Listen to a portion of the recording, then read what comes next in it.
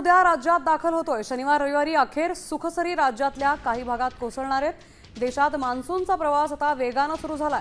पुढच्या 2 ते 3 दिवसात मान्सून आणखी पुढे सरकण्याची परिस्थिती अनुकूल झाली आहे। तर पुढच्या 48 तासात मान्सून महाराष्ट्रासह देशाच्या अनेक भागांमध्ये वेगाने आगेकूच करणार आहे। उकाड्याने हैराण मुंबईकर मान्सूनच्या आगमनाची आतुरतेने वाट पाहत असताना या बातमीने मुंबईकरांनाही मोठा दिलासा मिळाला आहे। तर हा वीकेंड मुंबईकर घामांच्या नव्हे तर मान्सूनच्या धारांनी भिजणार आहेत। महाराष्ट्रातल्या काही भाग आता मान्सून व्यापून घेणार आहे। मान्सूनच्या वाटचालीसाठी अनुकूल वातावरण तयार झालंय।